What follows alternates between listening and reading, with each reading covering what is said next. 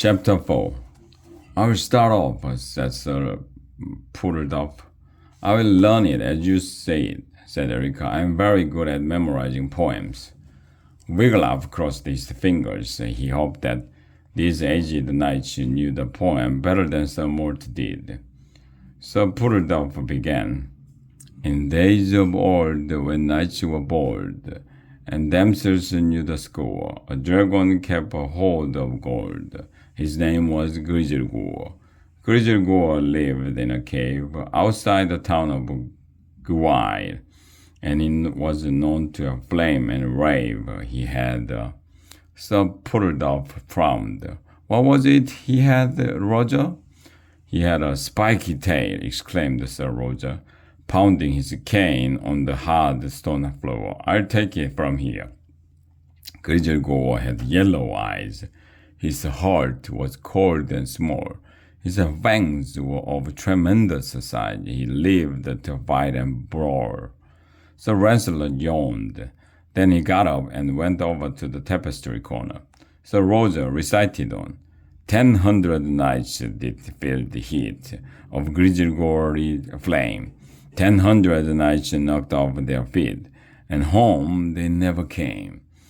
The other aged knights in ye old home gathered around Sir Roger, and Sir Puddleduff, their dry old lips moved as they too recited the verses they had all learned as lads.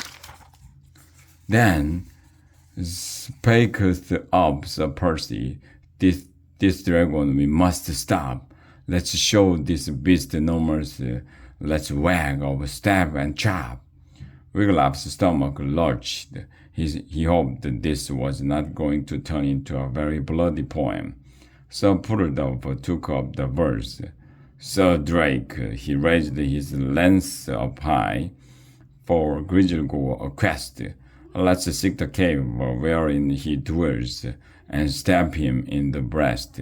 Sir Mikey and Sir Galahad, Sir Tristram and Sir West, Sir Dinadan, Sir Gab the Good, they all joined in the quest. Then spake us up Sir Galahad, we will quest for Grizzelgur, we will find him, and we will whack him good. That Grizz shall go no more. Sir Puddleduff stopped and smiled. How do you like it? He asked. 'Tis a fine poem, said Wiglaf, glad that it had not gotten bloody after all. 'Tis very long, said Angus doubtfully. Oh, yes, all the aged knights nodded. Very long indeed. Start it again, please, sirs, said Erica. We will say it after you. So Roger started in days of old, when knights were bold, and damsels knew the score. 2 hours later, Wiglaf's head was so stuffed with the Grizzelgur's poem that he could hardly think. But he and his friends had managed to learn all 8 verses. They repeated them together. We did it, cried Erica. We can save the essay, cried Wiglaf. Now teach us the dance steps, said Janice, chewing her gum eagerly. But you wanted to learn the poem first, said Sir Puddleduff. We did learn it, said Angus. No, Sir Roger shook his head. That's just the beginning. You mean there's more? Cried Janice, nearly swallowing her gum. Oh my goodness, yes, said Sir Puddleduff. Much more, shouted the aged knight. There's an epic battle coming up, added Sir Roger, pounding his cane with glee. Knights perish in all sort of horrible ways. Wiglaf felt his stomach flop. How many verses are there? He asked. 622, said Sir Puddleduff. Or is it 23? That's too long to learn by April 1st day, said Erica, even for me. Oh, it takes years to learn the whole poem, said Sir Roger. Years and years, agreed all the aged knights.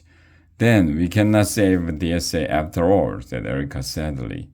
But the aged knights can, Wiglaf said. He turned to them. Kind sirs, will you come to the essay on April 1st day and recite the Grizzelgur poem? But Sir Roger shook his head. I wish we could, he said. But that wouldn't work. It must be students from the school who recite the poem. Grizzelgor is very clear on that point, added Sir Puddledove. That way he makes sure his legend lives on. Oh, this is hopeless, said Erica. It doesn't look that way, doesn't it? Called Sir Lancelot from the tapestry corner. Wiglaf turned and saw that he was weaving a tapestry of himself. Wait, said Wiglaf. We discovered Grizzelgor's secret weakness, and we found the aged knights who know the whole rhyme. We cannot give up now.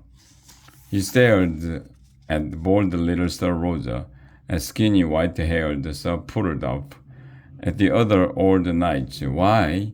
He could easily imagine what they had looked like when they were lads, and another idea popped into Wiglaf's head. I wonder how good Grizzelgor's eyes are, he said, half to himself. He was blind as a bat 50 years ago. Sir Roger answered. Then all we need are uniforms, Wiglaf said, growing excited. DSA uniforms. What are you talking about, Wiggy? Said Erica. I get it, cried Janice. The knights can put on uniforms and disguise themselves as DSA students. Goody, I know something wild and crazy would happen. Then the knights can come to DSA and say the rhyme for Grizzelgor, Angus added. That's brilliant, Wiggy, Erica grinned. She turned to the knights. Will you come, good sirs, and save our school? We aged knights would like nothing better than to help you, said Sir Puddledove. But alas, we are too old to travel. We can't walk more than 10 steps without stopping to catch our breath, said Sir Roger. We'd never make it. Plus, doing the Grizzelgor dance wore us out when we were lads, said Sir Puddledove. If we tried it now, it would finish us off. Just then, the dinner bell rang. Dinner time already? Sir Lancelot said. He stood up from his loom.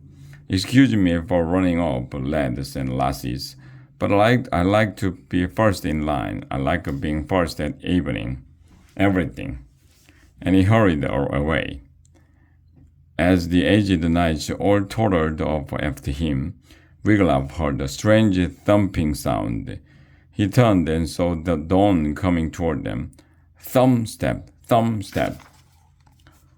Pardon, said Dawn, bowing. Pardon me, I was nearby and could not help but overhear what you said. There is solamente uno, only one person in all the world who can get these poor, weak, hunched-over knights in shape in time to help you. Who? Said Erica. Tell us. Yo, said Dawn with a sly smile. Me, see, I can do it.